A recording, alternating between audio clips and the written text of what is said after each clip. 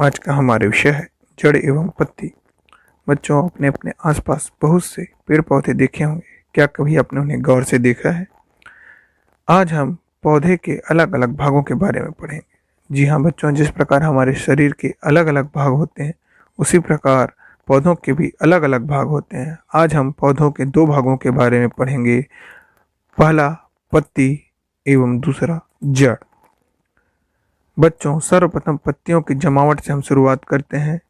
पत्तियों में तीन प्रकार की जमावट पाई जाती है।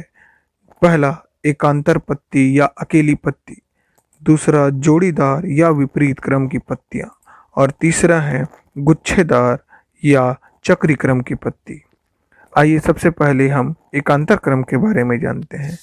बच्चों, एकांतर क्रम में आप देखेंगे कि किसी किसी पौधे पर डाली में एक ही जगह केवल एक ही पत्ती निकलती है तथा कुछ ऊपर जाकर दूसरी जगह से और दूसरी ओर से दूसरी पत्ती निकलती है। इस प्रकार पत्तियां एक एक के अंतर में निकलती जाती हैं, इसलिए इन्हें एकांतर क्रम कहते हैं। आप चित्र में देख सकते हैं कि किस प्रकार से पत्तियां एक के बाद एक दोनों तरफ अलग अलग क्रम से निकली हुई है। दूसरा होता है विपरीत या जोड़ीदार पत्ती। कुछ पौधों की डालियों में पत्तियां जो है दोनों तरफ एक साथ एक ही जगह से जोड़ी के रूप में निकलती हैं। यह क्रम विपरीत क्रम या जोड़ीदार पत्ती कहलाता है। विपरीत क्रम इसे इसलिए कहते हैं क्योंकि पत्तियां एक ही जगह से दोनों ओर विपरीत या उल्टी दिशा में निकलती हैं। आप चित्र में देख सकते हैं कि किस प्रकार से पत्तियां जो है वो एक ही जगह से दोनों ओर बिल्कुल बराबर रूप से निकली हुई हैं, इसीलिए इन्हें विपरीत या जोड़ीदार पत्ती कहा जाता है। बच्चों, तीसरा क्रम है गुच्छेदार या चक्री विन्यास। जिस प्रकार नाम से स्पष्ट है कि कुछ पौधे ऐसे होते हैं जिनमें से एक ही जगह से बहुत सारी पत्तियां गुच्छे के रूप में निकलती हैं, इसलिए इसे गुच्छेदार जमावट या चक्रीय क्रम कहते हैं। अब चित्र में देख सकते हैं कि किस प्रकार से डाली के एक ही जगह से बहुत सारी पत्तियां एक साथ गुच्छे के रूप में चक्रीय क्रम में निकल रही हैं। बच्चों, आसपास आप जब भी पौधे देखेंगे तो इन क्रम की आप तलाश कीजिए कि किस प्रकार किस पौधे में कौन सा क्रम पाया जा रहा है। बच्चों, अगला हमारा विषय है पत्तियों में नाड़ी विन्यास। जिस प्रकार हम अपने शरीर में अलग अलग भागों में नाड़ियां देखते हैं, उसी प्रकार से पत्तियों के अंदर भी नाड़ी विन्यास पाए जाते हैं। आप जब सूखी पत्तियों को ध्यान से देखेंगे तो आप पाएंगे कि पत्तियों के अंदर बहुत पतली पतली नाड़ी के समान संरचनाएं पाई जाती हैं। इन्हें ही पत्तियों का नाड़ी विन्यास कहते हैं। पत्तियों में नाड़ी विन्यास जो है वह दो प्रकार के होते हैं। पहला समांतर नाड़ी विन्यास और दूसरा है जालीदार नाड़ी विन्यास। समांतर नाड़ी विन्यास में पत्ती को बीचों बीच एक मोटी एवं मुख्य नाड़ी दिखाई देती हैं, जिसके दोनों तरफ समांतर क्रम में पतली पतली सहायक नाड़ियां पाई जाती हैं। ये नाड़ियां बिल्कुल अलग अलग और स्पष्ट दिखाई देती हैं तथा कोई नाड़ी किसी भी नाड़ी को नहीं काटती। आप हमारे आसपास पाए जाने वाले पौधों में केले के पत्तों में यह विन्यास स्पष्ट रूप से देख सकते हैं। जैसा कि चित्र में स्पष्ट आप केले के पत्ते में देख सकते हैं कि एक मुख्य नाड़ी के दोनों तरफ समांतर रूप से बिना एक दूसरे को काटती हुई नाड़ियां दिखाई दे रही है। दूसरा है जालीदार नाड़ी विन्यास।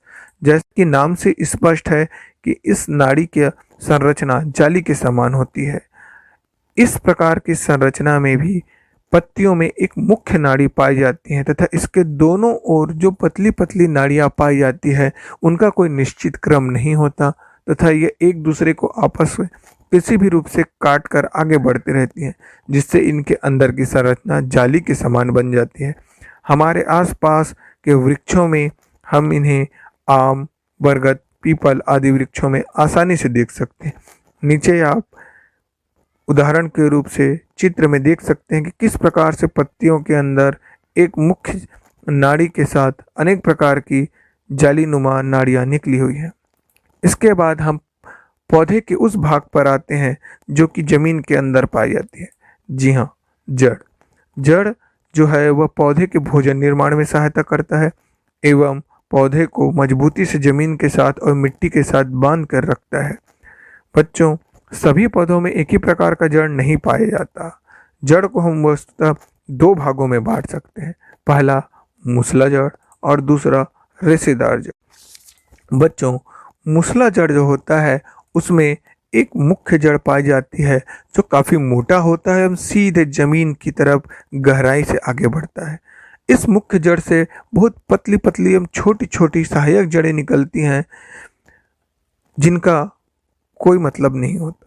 दालों के पौधों जैसे चना, मटर आदि में आप आसानी से मूसला जड़ देख सकते हैं।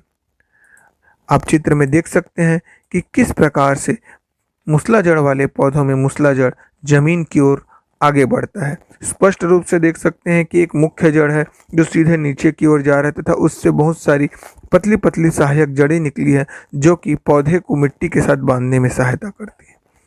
दूसरा है रेशेदार जड़। रेशेदार जड़ में किसी भी प्रकार का कोई मुख्य जड़ नहीं पाया जाता। उसके स्थान पर इसमें बहुत सारी पतली पतली धागे जैसी संरचनाएं होती है जो किसी भी दिशा में आगे बढ़ते रहती हैं तथा ये जमीन से मिट्टी को बहुत तेजी से बांध कर रखते हैं जिससे पौधा मजबूती के साथ जमीन पर खड़ा होता है। इस प्रकार की जड़ को आप गेहूं, धान, गेंदा या घास आदि में भी देख सकते हैं। बच्चों, कुछ उदाहरण के रूप में नीचे चित्र हैं जिनमें देखकर आप समझ सकते हैं या आपको कुछ अंदाज मिल सकता है कि जो जड़ें हैं, जो रेशेदार जड़ें हैं, वह किस प्रकार की होती होंगी। बच्चों,